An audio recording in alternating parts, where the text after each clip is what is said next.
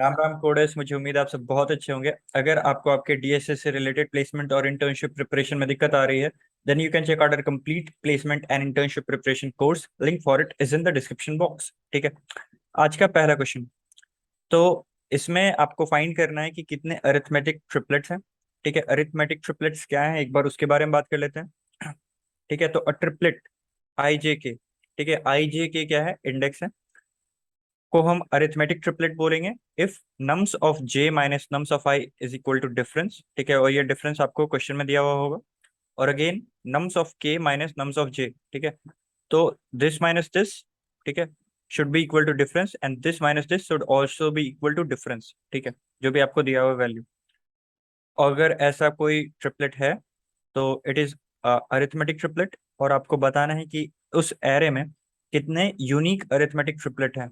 और यहाँ पर एक चीज और बहुत अच्छा से दिया हुआ है कि जो एरे है आपका वो स्ट्रिक्टली इंक्रीजिंग एरे। ठीक है, तो सब काम ही आपका सॉर्ट करके दे दिया है इन्होंने। तो बस करना क्या है, जैसे कि अगर मान लो मैं जीरो पे गया, ठीक है, तो मुझे अरिथमेटिक ट्रिपलेट खोजना है। तो मैं क्या खोजूंगा, जीरो पे आने के बाद मैं सर्च करूंगा कि ऐसा नंबर जिसका डिफरेंस जीरो से थ्री होना चाहिए, तो मतलब जीरो प्लस थ्री। तो सर्च करूंगा क्या इस एरे में थ्री है क्या। ठीक है, नहीं है, तो जीरो के कॉरस्पॉन्डिंग अरिथमेटिक ट्रिपलेट नहीं मिल सकता। वन पे आए अपन। ठीक है, वन पे आने के बाद हम लोग खोजेंगे कि क्या फोर है क्या। ठीक है, फोर है। फोर के बाद हम क्या सर्च करेंगे, फोर प्लस थ्री। ठीक है, सेवन। सेवन माइनस फोर ही डिफरेंस थ्री देगा, तो हम लोग सर्च करेंगे सेवन है क्या। ठीक है, सेवन भी है, तो हमको एक अरिथमेटिक ट्रिपलेट मिल गया। इसी तरीके से हम आगे बढ़ेंगे, फोर पे गए। फोर पे जाने के बाद हम सर्च करेंगे कि again four plus three seven है क्या। ठीक है, सेवन मिल गया। अब सेवन पे जाने के बाद हम क्या सर्च करेंगे, सेवन प्लस थ्री टेन है क्या। अगेन टेन भी मिल गया। तो yeah we again got a unique arithmetic triplet. तो इसी तरीके से काम करना है। बहुत टफ क्वेश्चन है नहीं, बस आपको ये सर्चिंग करना है। अगर आप ब्रूट फोर्स पे लिख देते तो कॉन्स्ट्रेंट्स ऐसा है कि एक्सेप्ट हो ही जाता। अब इसको मैंने, क्योंकि सर्चिंग है और अगेन आपको ये सॉर्टेड एरे दिया हुआ है, तो इसका मतलब क्या हो गया कि अपन यहाँ पर बाइनरी सर्च लगा सकते हैं। मैंने वैसे ही बाइनरी सर्च लगा के आंसर निकाला है। इस एग्जाम्पल के साथ मैं आपको कोड ड्राई रन करवा देता हूँ। इस तरीके से कोड होगा। और अगर आपको पहले से अपर बाउंड लोअर बाउंड पता है तो अच्छी बात है, और अगर नहीं पता है, ठीक है, तो मैं इस वीडियो में आपको थोड़ा सा हिंट दे दूंगा, उसके बाद आप खुद से एक दो बार सर्च करेंगे तो हो जाएगा। ठीक है, तो ये क्वेश्चन आ गया। इस क्वेश्चन में क्या हो गया कि सबसे पहले मैंने एरे पे इटरेट करना चालू किया। और एक ये चीज मैंने ये क्यों लिखा है आपको बता देता हूँ कि आपको हमेशा यूनिक पूछा है। ठीक है, तो अगर ऐसा है one one one and then four seven, ठीक है, और आपका डिफरेंस मान लेते हैं थ्री का दिया हुआ है। तो यहाँ पर आप आए, सर्च किया क्या फोर है, फोर है। ठीक है, अगेन आपने सर्च किया क्या सेवन है, बिल्कुल सेवन है। तो आपने काउंट इंक्रीज कर दिया कि आपको एक अरिथमेटिक ट्रिपलेट मिल गया। ठीक है, और अगेन आप थोड़ा सा आगे बढ़े, वन पे गए, तो वन के कॉरस्पॉन्डिंग अगेन आप क्या सर्च करोगे, फोर, फोर भी है, सेवन भी है। अगेन आपका अरिथमेटिक ट्रिपलेट आपको मिल गया। अगेन आप आगे बढ़ोगे, वन मिला, वन के कॉरस्पॉन्डिंग अगेन फोर है, सेवन है। तो फिर से आपको एक यूनिक ट्रिपलेट, फिर से आपको एक अरिथमेटिक ट्रिपलेट मिला। पर यहाँ पर आपको क्वेश्चन में साफ साफ लिखा हुआ है कि जो भी आप अरिथमेटिक ट्रिपलेट खोजोगे ना, उसका जो अ, वो जो होना चाहिए वो यूनिक होना चाहिए। ठीक है, number of unique arithmetic triplet. तो इसके लिए मैं क्या कर दूंगा कि जब तक मुझे वो सेम मिल रहा है, ठीक है, one one one four seven, ठीक है, तो एक बार इसके कॉरस्पॉन्डिंग मैंने वन फोर सेवन स्टोर कर लिया, फिर मैं इस वन पे आया, तो देखूंगा कि जब तक मेरा प्रीवियस वाले से सेम मिलता जुलता है ना, जैसे कि प्रीवियस वाले से सेम मिलता जुलता है वन, ठीक है, तो इसको आई को आगे बढ़ा दूंगा। फिर अगेन यहाँ पर आए, तो इसका प्रीवियस से मिलता जुलता है वन ही है। ठीक है, तो फिर अगेन मैं इटरेटर को आगे बढ़ा दूंगा। फिर यहाँ पर मैं आया फोर। ठीक है, अब ये पिछले वाले से मिलता जुलता नहीं है, तो अब इसके कॉरस्पॉन्डिंग हम लोग सेवन और टेन खोजने का कोशिश करेंगे। ठीक है, बस ये एक छोटा सा चीज हैंडल करने के लिए मैंने ये वाइल लूप लिखा है। अब ये लोअर बाउंड क्या होता है, ये अपर बाउंड क्या होता है। वेल, लोअर बाउंड जो है वो रिटर्न करता है एक पर्टिकुलर रेंज जो कि आप प्रोवाइड करेंगे। उसमें अगेन एक एलिमेंट रहेगा ई मान लेते हैं, और ये रेंज मान लेते हैं एल से आर। इस रेंज L से R के बीच में ये एलिमेंट E से कौन सा ऐसा एलिमेंट है जो कि छोटा नहीं है, ठीक है। तो क्या हो सकता है, जैसे कि एक एग्जांपल के साथ बात करते हैं, 1 2 3 4 5। इसमें आपने लोअर बाउंड लगाया, लोअर बाउंड आपने लगाया 3 पे। तो इस एरे में कौन सा एलिमेंट है जो कि 3 से छोटा नहीं है? तो 3 खुद है। अगर आपने लोअर बाउंड लगाया 6 पे, ठीक है, तो ऐसा कौन सा पहला एलिमेंट है जो कि 6 से छोटा नहीं है? वो है 8, ठीक है। तो ये उसका इटरेटर रिटर्न करेगा, उसके बाद फिर आप उसमें नम्स डॉट बिगिन माइनस कर देंगे, then you will get the index, ठीक है। तो फिर हम लोग क्या करेंगे, सबसे पहले लोअर बाउंड सर्च करेंगे, nums of I plus difference, जैसे कि हमने बात किया था कि दोनों का डिफरेंस डिफ के इक्वल होना चाहिए। तो नम्स ऑफ आई प्लस डिफ हम सर्च करेंगे एरे में, और उसके बाद ये इटरेटर सब्ट्रैक्ट कर देंगे। और अगर वो आउट ऑफ बाउंड चला गया, जैसे कि अगर मैं lower bound of kind of 10 खोजता, ठीक है, तो ये तो इधर नम्स डॉट एंड पे चला जाता, ठीक है। इसका मतलब क्या हो गया कि वो मेरे एरे में है ही नहीं, ठीक है। और अगर मेरे एरे में नहीं है तो फिर मैं आगे कुछ ऑपरेशन नहीं करने वाला। जैसे कि अगर इसी में मैं सर्च करूं 7 के कॉरस्पॉन्डिंग अगर डिफरेंस 10 है, तो मैं 10 पे अगर लोअर बाउंड लगाऊंगा तो ये इधर एन इंडेक्स रिटर्न करेगा, पर एरे में तो n-1 तक ही इंडेक्सिंग रहती है। तो अगर मेरा इंडेक्सिंग n तक पहुंच गया है, ठीक है, तो मैं स्किप कर जाऊंगा। अगर नहीं पहुंचा है और nums of lower bound minus nums of I is equal to diff, ठीक है। अब जैसे कि यहाँ पर मैं कह सकता हूँ कि मैंने सर्च किया काइंड ऑफ 7 के लिए, ठीक है, 6 के लिए कहते हैं। तो 6 के लिए मैंने सर्च किया तो मुझे 8 वाला इंडेक्स रिटर्न किया। तो मुझे ये भी तो चेक करना पड़ेगा कि अभी जो मुझे इसने इंडेक्स रिटर्न किया है, ठीक है, जो भी इंडेक्स रिटर्न किया है उसकी वैल्यू 6 है क्या? अगर 6 है तो सही है, और अगर 6 नहीं है तो प्रॉब्लम है, ठीक है। तो मैं क्या कर लूंगा, उसके लिए चेक करने के लिए ये कर लूंगा कि नम्स ऑफ लोअर बाउंड जो इंडेक्स रिटर्न किया है उसमें से अगर नम्स ऑफ आई मैं सब्ट्रैक्ट कर रहा हूँ तो डिफरेंस के इक्वल आ रहा है क्या, ठीक है। अगर डिफरेंस के इक्वल आ रहा है देन वेल एंड गुड, आगे हम सेकंड एलिमेंट तो मिल चुका, थर्ड एलिमेंट, सेकंड एलिमेंट के कॉरस्पॉन्डिंग खोजने की कोशिश करेंगे जो सेकंड एलिमेंट से डिफ अमाउंट बड़ा रहेगा, ठीक है। और अगर कोई भी इन दोनों में से कंडीशन फॉल्स हो जाता है तो इसका मतलब कि आपको सेकंड एलिमेंट ही नहीं मिल पा रहा है, तो थर्ड एलिमेंट खोजने का कोई जरूरत नहीं। तो यहाँ पर हम क्या करेंगे, सेकंड लोअर बाउंड लगाएंगे। इसमें अगेन हम नम्स ऑफ सेकंड एलिमेंट से बढ़ा के डिफ खोजने की कोशिश करेंगे। अगर वो मिल गया, ठीक है, तो वेल एंड गुड। और अगर ये आउट ऑफ बाउंड चला गया या फिर उन दोनों का डिफरेंस डिफ के इक्वल नहीं आया, तो यहाँ पर सॉरी, अगर वो आउट ऑफ बाउंड नहीं गया और उन दोनों का डिफरेंस सेकंड और थर्ड एलिमेंट का डिफरेंस डिफ के इक्वल हो गया, तो आपको एक यूनिक अरिथमेटिक ट्रिपलेट मिल चुका है, काउंट को बढ़ा लेना है। और अगर नहीं मिला तो कोई दिक्कत की बात नहीं, काउंट नहीं बढ़ेगा। और ये जो रेंज है, यहाँ पर रेंज आपको प्रोवाइड करना रहता है कि आपका जो सर्चिंग स्पेस है सॉर्टेड एरे में वो कहाँ से कहाँ तक होगा। तो आई इंडेक्स पे अभी मैं हूँ, तो जो सेकंड एलिमेंट के लिए सर्च करूंगा वो i+1 से लेके n तक सर्च करूंगा, ठीक है। ये यहाँ से इंक्लूसिव रहता है और ये यहाँ से एक्सक्लूसिव रहता है, तो आप जो भी लास्ट एलिमेंट है उससे एक बढ़ा के पास करते हैं। यहाँ पर आपको क्या करना होगा, वहां पर रेंज आप बताइए, क्योंकि सेकंड एलिमेंट आपको एल बी पे मिला है, तो यहाँ पर आपको LB+1 से लेके n तक में खोजना है, ठीक है। तो ये हो गया। और इसको आप ब्रूट फोर्स से भी कर सकते हैं, अगर किसी ने उस तरीके से किया है तो आप कमेंट सेक्शन पे जरूर बता सकते हैं। अगर इसके बाद भी कोई डाउट है तो आप कमेंट सेक्शन में आ सकते हैं, या फिर आप पहले आज का दूसरा सवाल, अगेन बहुत टफ सवाल नहीं है, अगर आपको ग्राफ थोड़ा बहुत आता है तो, ठीक है। और अगर नहीं आता तो ये टफ लग सकता है क्योंकि आपको एडजेसेंसी लिस्ट वगैरह पता नहीं होगी कैसे रिप्रेजेंट करते हैं, ठीक है। तो इस क्वेश्चन में क्या है कि अनडायरेक्टेड ट्री दिया हुआ है जिसमें n नोड्स हैं, 0 से लेके n-1 तक, और उन नोड्स को कनेक्ट करते हुए n-1 एजेस है। और आपको क्या दिया हुआ है कि एक रिस्ट्रिक्टेड नोड्स दिया हुआ है, ठीक है। और रिस्ट्रिक्टेड नोड कौन से हैं, जिस पर आप जा नहीं सकते और उसके थ्रू भी आप किसी पे नहीं जा सकते, ठीक है। तो ऐसा नहीं कि आप 4 पे ही नहीं जा सकते, 4 से होके अगर कोई नोड है तो उस पर भी नहीं जा सकते, 5 पे नहीं जा सकते, और क्योंकि 5 पे नहीं जा सकते तो 5 से होते हुए 6 पे भी नहीं जा सकते, ठीक है। तो आपको बताना है कि कितने मैक्सिमम नंबर ऑफ नोड आप रीच कर सकते हैं starting from 0। 0 is the root, तो 0 से स्टार्ट करते हुए आप कितने नोड्स पर जा सकते हैं। और जो एजेस के बारे में जानकारी दिया हुआ है वो एजेस एक 2D वेक्टर के फॉर्म में दिया हुआ है, ठीक है। उसमें आपको क्या है कि A(i) B(i) के फॉर्म में दिया रहेगा, मतलब there is an edge between 0 to 1 और यू कैन से 1 to 0। तो सबसे पहले हम लोग क्या कर लेते हैं इस इन सब क्वेश्चन में एडजेसेंसी लिस्ट बना लेते हैं, ठीक है। एडजेसेंसी लिस्ट को हम इनिशिएट कितने साइज से करेंगे, जितने हमारे पास नोड्स हैं, 0 1 2 3 4 5 6, 6 नोड्स हैं हमारे पास, तो 6 साइज का एक एडजेसेंसी लिस्ट बना देते हैं। और आगे बढ़ेंगे, यहाँ पर जीरो से कनेक्टेड कौन कौन से नोड्स हैं, जीरो से कनेक्टेड है, सॉरी इस तरीके से अपन नहीं चलेंगे, वो एजेस वाले लिस्ट में अपन एक बार इटरेट कर लेते हैं, उससे एक बार में सारा कुछ स्टोर होके आ जाएगा, ठीक है। तो इटरेट करना चालू करते हैं। तो हमें मिला एक एज 0 से 1, तो यहाँ पर मार्क कर देंगे 0 से 1, और अगेन 1 से 0 भी एक एज है, ऐसा भी बोल सकते हैं, तो 1 पे भी मार्क कर देंगे 0। अगेन आगे बढ़े तो there an edge between 1 and 2, तो यहाँ पर मार्क करेंगे 2, यहाँ पर मार्क करेंगे 1।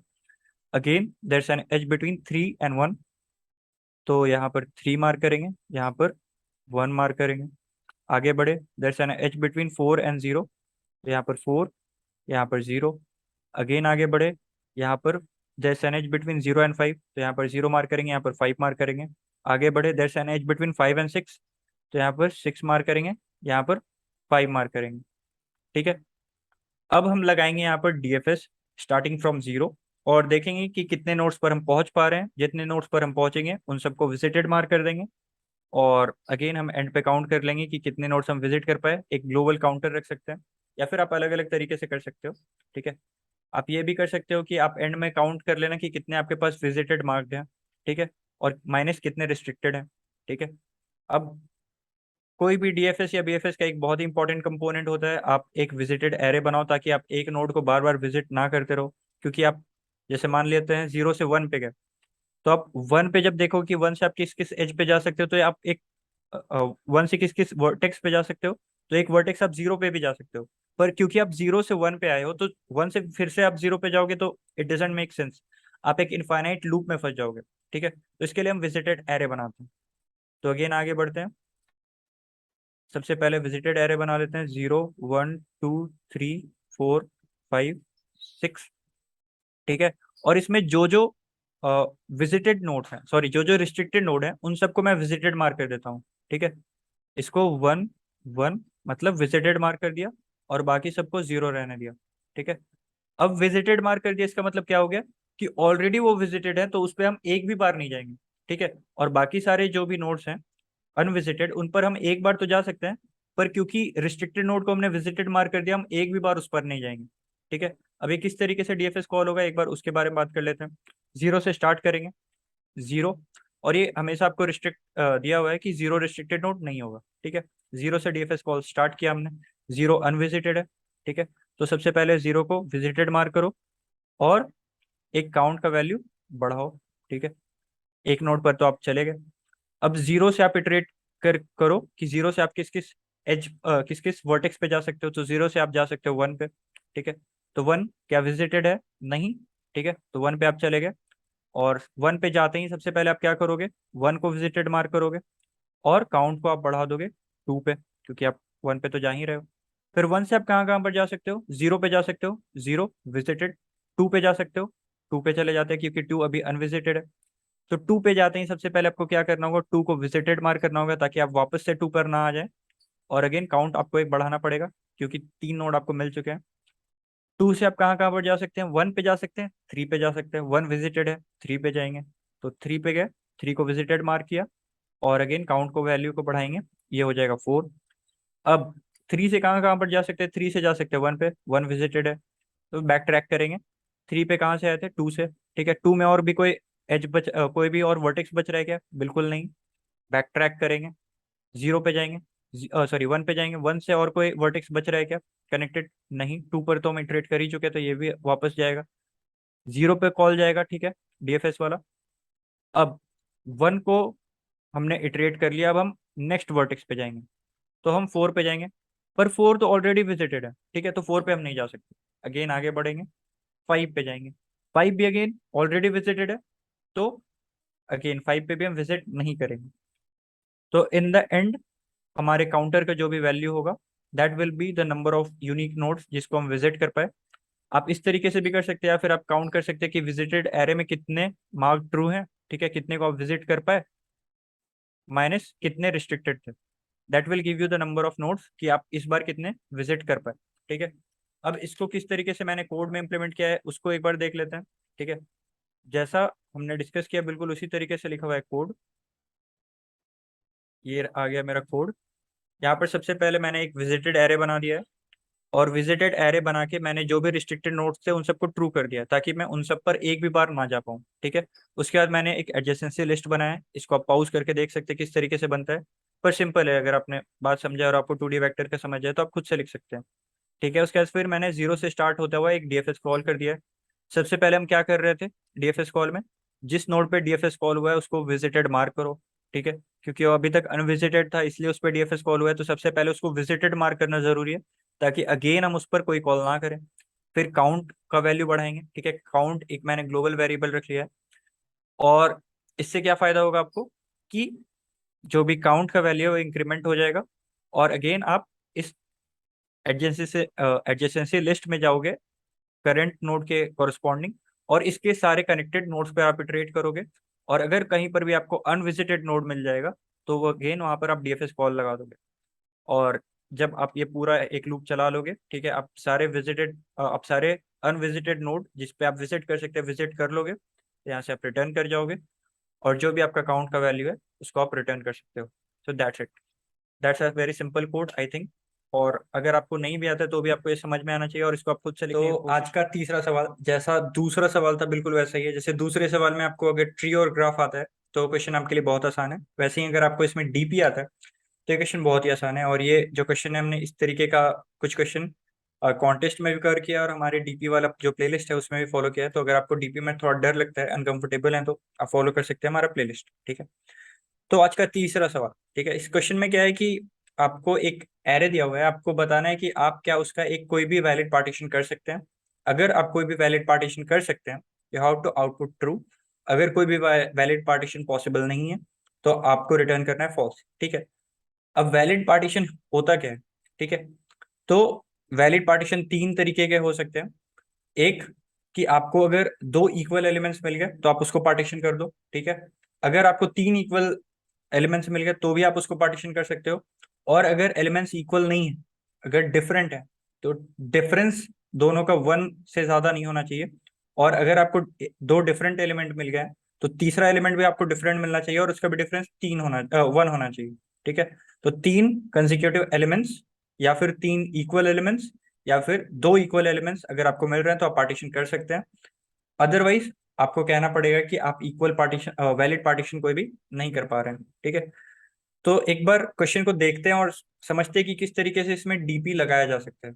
ठीक है, तो ये पहला क्वेश्चन है, सॉरी, जो पहला टेस्ट केस है वहां पर आपको क्या दिया हुआ है कि 4 4 4 5 6। ठीक है, तो बेसिक रिकर्शन से चलेंगे और फिर बाद में उसको मेमोराइज करेंगे, और जैसे कि हमने डीपी वाले प्लेलिस्ट में हर समय बात की है, ये थोड़ा सोचना और करना इंट्यूटिवली आसान रहता है। ठीक है, तो यहाँ पर हम एरे में शुरुआत की, शुरुआत एरे करते ही हम लोग को दो इक्वल एलिमेंट्स मिला। ठीक है, अब हमने डिस्कस किया कि अगर दो एलिमेंट सेम है तो भी एक वैलिड पार्टीशन कर सकता है। ठीक है, तो बिना आगे सोचे मैंने क्या किया कि एक ये वैलिड पार्टीशन हो गया। अब आगे वाला जो एरे है उससे कोई वैलिड पार्टीशन हो सकता है क्या। ठीक है, तो ये तो एक वैलिड पार्टीशन हो चुका। ठीक है, और मैं चेक करूंगा कि क्या 4 5 6 जो है ये भी एक वैलिड पार्टीशन है क्या। ठीक है, और दूसरा तरीका क्या हो सकता है, एक तरीका ये हो सकता है कि मुझे दो इक्वल मिले थे ना, अब मैं चेक करूंगा कि क्या मुझे आगे तीसरा भी इक्वल मिल रहा है क्या। ठीक है, तो वो चेक करूंगा मैं। तो यहाँ पर से मुझे तीसरा भी इक्वल मिल रहा है। ठीक है, तो तीसरा अगर इक्वल मिलेगा तो एक ये वैलिड पार्टीशन क्या हो गया, 4 4 4। ठीक है, 4 4 4, और अगला जो रिमेनिंग हाफ है वो है 5 और 6। ठीक है, 5 और 6। अब यहाँ पर से आप आए तो ये वाला जो पार्टीशन है ये है 4 4, और ये अगेन वैलिड पार्टीशन है जो आपने किया है। ठीक है, अब ये जो पार्टीशन है इसको आपको चेक करना है कि ये वैलिड है या नहीं। ठीक है, तो ये तीन एडजेसेंट एलिमेंट्स हैं, 4 5 6। ठीक है, और तीनों का डिफरेंस अगेन वन ही है, तो ये एक वैलिड पार्टीशन हो गया, ये भी वैलिड, ये भी वैलिड। तो हम कह सकते हैं कि ये जो तरीका है, इस ये जो एरे है इसको हम एक तरीके से तो वैलिड पार्टीशन कर सकते हैं। ठीक है, अब दूसरे तरीके में आ जाते हैं।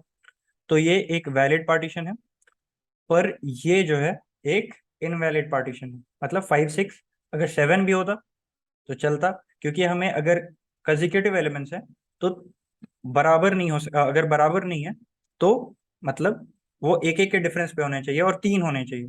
तो यहाँ पर एक एक के डिफरेंस पे तो है पर 2 ही है, ठीक है। एक और एलिमेंट चाहिए था, तो यहाँ पर वो सेटिस्फाई नहीं कर रहा है, तो ये नॉट वैलिड हो गया और ये वैलिड पार्टीशन नहीं हुआ। पर हमें ये तो पूछा नहीं था कि कितना वैलिड पार्टीशन कर सकते हैं, हमें बस पूछा था कि क्या एक भी वैलिड पार्टीशन कर सकते हैं। तो बस एज सिंपल एज दैट, बस इसको जो हमने बात किया उसको आपको रिकर्सिव रिलेशन के फॉर्म में लिखना है और फिर बहुत ही सिंपल उसको 1D डीपी से मेमोराइज कर देना है, ठीक है। एक बार सेकेंड एग्जाम्पल को भी देखते हैं, उससे और अच्छे से क्लियर हो जाएगा। 1 1 1 2, ठीक है। तो 1 1 जैसे ही हमने देखा सेम, तो एक पार्टीशन तो ये कर दिया 1 1, और दूसरा पार्टीशन हो गया 1 2, ठीक है। ये एक वैलिड पार्टीशन है। और यहाँ पर अब हमें हमें ये चेक करना है कि क्या ये वैलिड पार्टीशन है या नहीं, ठीक है। ये दोनों डिफरेंट है, तो डिफरेंट है तो इसका मतलब कि 1 का डिफरेंस होना चाहिए और 3 कंसेक्यूटिव एलिमेंट्स होने चाहिए। पर यहाँ पर तो 2 ही एलिमेंट्स हैं, तो इसका मतलब क्या हो गया, ये इनवैलिड पार्टीशन है, ठीक है। आगे जाते हैं। दो सेम है, एट द सेम टाइम 3 भी सेम है, तो एक पार्टीशन हम लोग ये भी कर सकते हैं कि तीनों 1 को एक साथ रख लें और फिर बाकी जो रिमेनिंग एरे है उसको चेक कर ले कि वो वैलिड है या नहीं, ठीक है। तो ये तो वैलिड है, पर ये जो है ये मतलब एकलौता एलिमेंट कभी भी मतलब वैलिड पार्टीशन नहीं हो सकता। तो उस केस में आपको क्या रिटर्न करना पड़ेगा, इनवैलिड, ठीक है।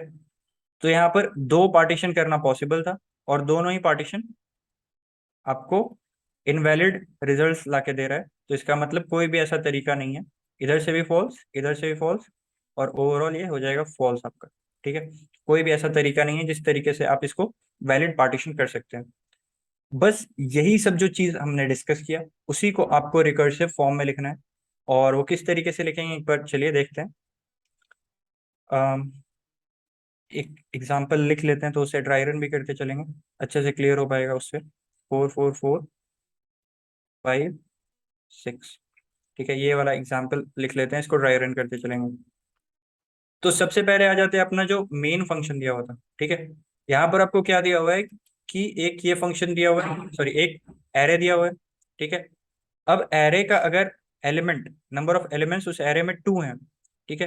तो इसका मतलब क्या हो गया कि उसका पार्टीशन तो बस एक ही पॉसिबल है कि अगर वो 4 4 हो, मतलब ये एलिमेंट ए है तो दूसरा भी एलिमेंट ए है, वही एक वैलिड पार्टीशन हो सकता है, ठीक है। अगर ये ए है, ये A+1 है, तो ये वैलिड पार्टीशन नहीं हो सकता।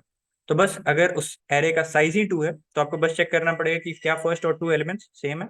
कि डिस्टिंक्ट वाले में तो वो कंडीशन 3 एलिमेंट्स से कम में हो ही नहीं सकता, ठीक है।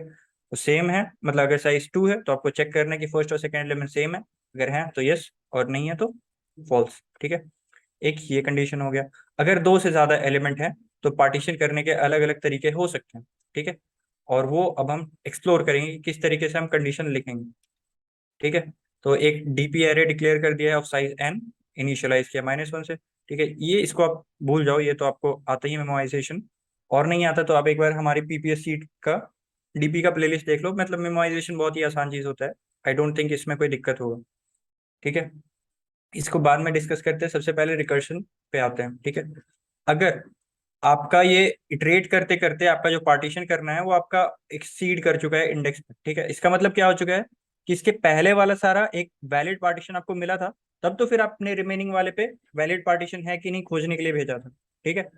आप कैसे मतलब नेक्स्ट के लिए कब भेजते हो, जब आपको एक वैलिड पार्टीशन मिल गया यहाँ पर तो आप बोलोगे कि ठीक है अब रिमेनिंग एरे से वैलिड पार्टीशन मिल रहा है कि नहीं ये चेक करके आना है, ठीक है।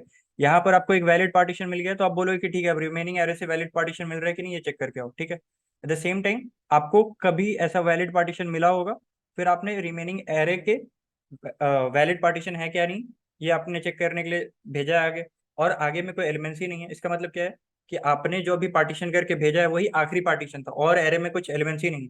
तो इसका मतलब कि आपको ट्रू रिटर्न करना पड़ेगा। एक ये बेस केस हो गया, ठीक है। आगे बढ़ते हैं। ये अगेन मेमोराइजेशन का है जो कि आप कर ही सकते हो, बस रिकर्शन लिखना है, ठीक है। अब आपका जो भी एलिमेंट है, ठीक है, वो अपने आगे वाले एलिमेंट से सेम है, ठीक है। तो एक तो वैलिड पार्टीशन क्या हो सकता है कि यहाँ पर आपने पार्टीशन कर दिया, ठीक है। तो यहाँ पर मैंने क्या किया, सॉल्व ऑफ नम्स, ये आई और i+1 एक पार्टीशन हो चुका। अब आगे वाले पार्टीशन में मैं इसको भेज दूंगा, ठीक है। आगे वाले एरे को मैं चेक करूंगा कि ये वैलिड पार्टीशन है या नहीं, ठीक है, i+2 से। और अगर आपका ये एलिमेंट जो है वो अपने थर्ड एलिमेंट से भी सेम है, मतलब फर्स्ट सेकंड थर्ड, ये फर्स्ट और थर्ड भी सेम है, ठीक है, तो आप एक वैलिड पार्टीशन तो ये भी कर सकते हो। तो यहाँ पर से आप ये चेक कर लोगे कि क्या ये वाला जो वैलिड पार्टीशन हो रहा है वो सेम है या नहीं, ठीक है। और अगर ये दोनों आपस में सेम नहीं है तो आपको चेक करना होगा क्या, कि ये दोनों मतलब एडजेसेंट है या नहीं, ठीक है। और एडजेसेंट है तो तीन लगातार एडजेसेंट है कि नहीं, ठीक है। तो ये अगेन आप चेक करोगे। और चेक करने के बाद इनिशियलाइज मैंने फॉल्स से किया है, तो आपको चिंता नहीं करना है कि अगर आपके पास तीन एलिमेंट्स बचे ही नहीं है तो क्या होगा। जैसे कि अगर मैंने ये वाले पार्टीशन पे चेक कर रहा हूँ, मैं 4 4 4 वाला एक पार्टीशन कर चुका हूँ, एक 5 6 वाला पार्टीशन को चेक कर रहा हूँ मैं, ठीक है। तो ये वाला इस इफ के अंदर तो ये जाएगा नहीं, फॉल्स इनिशियलाइज किया मैंने रेस को, ठीक है। तो ये वाला कंडीशन चेक करने के लिए क्या, मेरा आई जहां पर है वहां से तीन एलिमेंट पॉसिबल हैं, ठीक है। तो यहाँ पर तो तीन एलिमेंट पॉसिबल ही नहीं है। तो इसका मतलब क्या हो गया कि इस इफ कंडीशन के अंदर भी नहीं जाएगा और रिटर्न हो जाएगा आपका फॉल्स, ठीक है।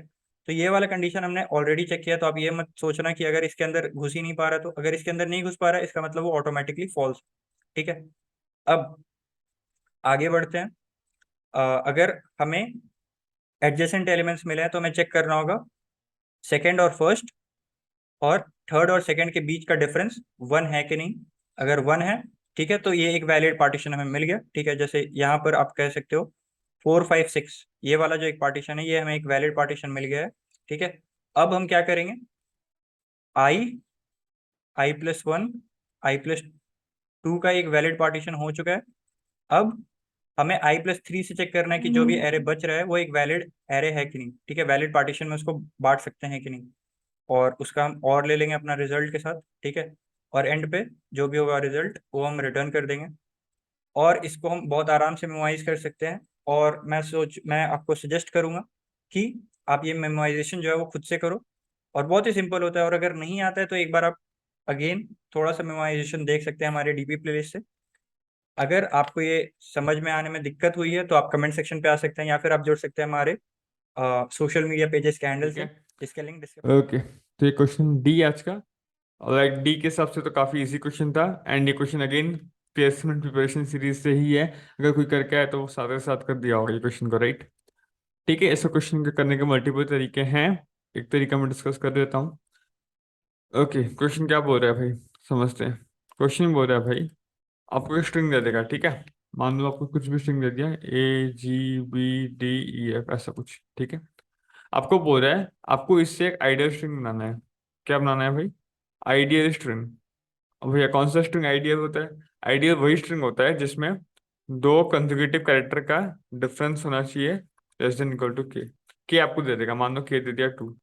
मतलब क्या बोल रहा हूँ ना, अगर मैं ए ये जी, अगर ये मैं बोल रहा हूँ ये एक आइडियल स्ट्रिंग है कि नहीं, नहीं होगा। क्यों, क्योंकि ए का आपको पता है पोजीशन क्या होता है, 0 होता है। अगर आप एरे में लिखोगे ए से जेड तक सारा नंबर, तो ए का पोजीशन होता है 0, जी का पोजीशन होता है 6, तो इनका गैप क्या हो गया, 6 हो गया भाई। पर गैप तो 2 से ज़्यादा होना नहीं चाहिए, लेस देन इक्वल टू 2 होना चाहिए, तो this is not an ideal string. Question समझ में आ गया। तो आपको ऐसा स्ट्रिंग बनाना है जो कि आइडियल हो, और आपको ऐसा लॉन्गेस्ट स्ट्रिंग को रिटर्न करना है। You have to return the longest ideal string. For example, इस केस में मैं बोल सकता हूँ ABDEF, this is the longest ideal string. आपको इसका लेंथ रिटर्न करना है, बेसिकली हो जाएगा लेंथ 5। सही है, ये आइडियल स्ट्रिंग है कि नहीं, सोचिए आप खुद। ए का इंडेक्सिंग 0 है, बी का इंडेक्सिंग 1 है, डी का इंडेक्सिंग 3 है, ई का 4 है, एफ का 5 है ना। अच्छा, 0 - 1 is less than 2, 1 - 3 2, 2 less than equal to 2, 3 - 4 1, 1 less than equal to 2, 4 - 5 again sorry 5 - 4 1 less than equal to 2। So yeah इसमें हर एक कंसेक्यूटिव कैरेक्टर का गैप 2 से छोटा है। This is an ideal string. I believe question is clear, right. आपको बस एक सब सीक्वेंस निकालना है इससे। सब सीक्वेंस से आगे पीछे हेर फेर नहीं कर सकते आप भाई, आपको सब सीक्वेंस निकालना है, और वो सब सीक्वेंस एडजस्टिंग होना चाहिए, ठीक है। एंड ये क्वेश्चन गाइस पीपीएस में मैं दो तरीके से करवाया था, प्लेसमेंट प्रिपरेशन सीरीज में, बेसिकली उसी को पीपीएस शॉर्ट में बोलता हूँ मैं। दो तरीके से करवाया था, दोनों तरीका यहाँ पे एप्लीकेबल होगा, और दोनों तरीके से क्वेश्चन हो जाएगा। तो एक तरीका भी मैं बताऊंगा जो कि उसमें n² लग रहा था, यहाँ पे कम में हो जाएगा। और एक तरीका आपको रिकमेंड करूंगा, पीपीएस देखिए और करिए, दोनों बहुत ही मस्त तरीके हैं, ठीक है। चलिए एक तरीके से डिस्कस कर लेते हैं। अगर आपको याद होगा जो लॉन्गेस्ट कॉमन सबसीक्वेंस वाला क्वेश्चन है, लॉन्गेस्ट इंक्रीजिंग सबसीक्वेंस वाला क्वेश्चन है बेसिकली, उसमें हम लोग क्या करते थे भाई, हम ऐसे कुछ करते थे, राइट। कुछ भी आपको दे दिया, 2 3 4 1 6 2 8, मान लो ऐसे कुछ दे दिया, तो हम वो निकालने रहते थे लॉन्गेस्ट इंक्रीजिंग सबसीक्वेंस। इसका रिकर्शन लॉजिक तो डिस्कस किया ही था मैंने, और फिर डीपीपी लॉजिक भी किए थे, और ये टैब्यूलर लॉजिक का बात कर रहा हूँ मैं। क्या था भाई, मेरा टैब्यूलर लॉजिक ऐसा था कि लास्ट इटरेट करेंगे, हाँ ठीक है। तो देखेंगे 8, तो अगर सिर्फ एरे में इतना ही होता तो लॉन्गेस्ट इंक्रीजिंग सबसीक्वेंस क्या होता है, उसका लेंथ 1 होता है। एक ही एलिमेंट तो एक ही होगा भाई, ठीक है। अब पीछे जाएंगे, अब मान लेंगे हमारा एरे इतना ही बड़ा है, 2 और 8, ठीक है। तो इसमें क्या होगा, ठीक है, इसमें क्या होगा, स्टार्टिंग फ्रॉम 2, तो 2 से अगर स्टार्ट होगा तो नेक्स्ट नंबर क्या हो सकता है, 8 हो सकता है भाई। और 8 से स्टार्ट होने वाला लॉन्गेस्ट इंक्रीजिंग सबसीक्वेंस का लेंथ क्या है, 1। तो 2 और 8 मिलकर हो जाएगा 2, राइट। अच्छा, अब नेक्स्ट, अगर आपका एरे इतना बड़ा होता है, 6 से आपको स्टार्ट होता है, ठीक है। तो 6 से अगर स्टार्ट होता है तो 6 के बाद क्या आ सकता है, 2 आ सकता है भाई, नहीं आ सकता। 8 आ सकता है, हाँ 8 आ सकता है। तो अगर 8 आ सकता है तो 8 से स्टार्ट होने वाला लॉन्गेस्ट इंक्रीजिंग सबसीक्वेंस का लेंथ क्या है, 1। तो 6 जुड़ गया तो आंसर इसका भी 2। तो मतलब अगर आपका एरे इतना बड़ा है और 6 से स्टार्ट हो रहा है LIS आपका, तो उसका लेंथ 2 होगा। आपका एरे अगर इतना बड़ा है तो 1 से स्टार्ट हो रहा है आपका LIS, अच्छा। तो 1 के बाद क्या आ सकता है, 6 आ सकता है। और 6 से स्टार्ट होने वाला सबसे बड़ा LIS का लेंथ है 2, ठीक है। 1 के बाद 2 भी आ सकता है, 2 से स्टार्ट होने वाला सबसे बड़ा लेंथ का लेंथ वो भी 2 ही है। 1 के बाद 8 भी आ सकता है भाई, और 8 से स्टार्ट होने वाला का भी लेंथ 1 है। तो आपको क्या लेना चाहिए, आपको मैक्सिमम लेना चाहिए, मैक्सिमम 2 है। तो कोई भी 6 है तो आप कुछ भी ले सकते हो उसके 1 के बाद, जो भी होगा लेंथ 2 ही है, तो 1 + 2 मिलकर हो जाएगा 3। तो मतलब 1 से स्टार्ट करोगे तो ये लेंथ ऑफ लेंथ 3, 1 6 8 है, राइट। 1 2 8 भी एक 2 है। एलआईएस मतलब क्या होता है, लॉन्गेस्ट इंक्रीजिंग सबसीक्वेंस, राइट। अगर आप 4 से स्टार्ट करोगे तो 4 के बाद क्या आ सकता है, 6। और 6 से स्टार्ट होने वाला लॉन्गेस्ट का लेंथ है 2। और क्या आ सकता है, 1 2 तो आ नहीं सकते, 4 के बाद 8 आ सकता है, 8 से स्टार्ट होने वाला लॉन्गेस्ट लेंथ है 1। तो आपको क्या देना चाहिए, ये 2, राइट। तो 1 + 2 ये भी हो गया 3। 4 6 8 इज द सीक्वेंस, बेसिकली सब सीक्वेंस। 3 से स्टार्ट होने वाला भाई, 3 के बाद 4 आ सकता है, 6 आ सकता है, 8 आ सकता है। इसका वैल्यू 3 2 1, तो आपको देना चाहिए 3। 1 + 3 हो जाएगा 4, राइट। एंड देन 2 से स्टार्ट होने वाला भाई, 2 के बाद 3 4 6 8 सारे आ सकते हैं। आपको देना चाहिए मैक्सिमम, मैक्सिमम है 4। तो 4 + 1 5। तो बोल सकते हो भाई इस क्वेश्चन में लॉन्गेस्ट इंक्रीजिंग सबसीक्वेंस का लेंथ है 5, राइट, सही है। तो आपको क्या करना पड़ा, आप हर एक एलिमेंट पे जा रहे थे, उसके बाद उसके आगे के सारे एलिमेंट चेक करे हो, उसमें जो एलिमेंट आपसे बड़ा है उसका आंसर क्या था आप देख रहे थे, एंड उसको अपने में अपेंड कर रहे थे, राइट। जो एलिमेंट आपसे बड़ा है उनमें जो मैक्सिमम है उसको आप अपने में अपेंड कर रहे थे। तो इसका कम्प्लेक्सिटी क्या है भाई, n², राइट। अब यहाँ से स्टार्ट करो, हर एक बार आगे आगे जा रहे हो, ऑपरेशन 1 2 3 4 5 6, तो 1 + up to n, n into n + 1/2 n² है इसका complexity. I think this is clear to you, right. अच्छा, इधर भी वही करना है भाई। इसमें क्या देख रहे थे, वो नंबर में से बड़ा होना चाहिए, इधर क्या देखोगे, वो नंबर मेरे रेंज में होना चाहिए, राइट। देखो A G B D E F, ठीक है।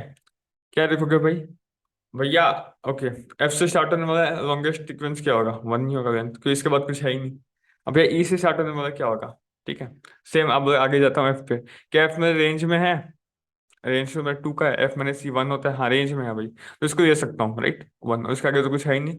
तो मेरे आगे मेरे रेंज में मैक्सिमम लेंथ 1 है, तो 1 + 1 हो जाएगा 2। डी, डी वो आगे चलते हैं भाई, चलो।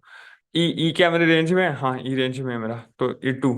क्या एफ मेरे रेंज में है, एफ भी मेरे रेंज में है, तो ये हो जाएगा 1। तो मैक्सिमम क्या है, 2, तो डी से स्टार्ट होने वाला मैक्सिमम हो जाएगा 3, राइट। अच्छा, बी के पास गया, ओके। बी बोला डी क्या तू मेरे रेंज में है, डी बोलेगा हाँ मैं रेंज में हूँ, उसका लेंथ है 3। अच्छा, ई तू रेंज में है, हाँ मैं भी रेंज, ई बोलेगा मैं रेंज में नहीं हूँ, मैं दूर में हूँ, तो नहीं होगा। एफ बोलेगा मैं भी रेंज में नहीं हूँ, तो मेरे रेंज में मेरे आगे कितने हैं, एक ही आदमी है डी, उसका लेंथ है 3, तो 3 + 1 हो जाएगा 4।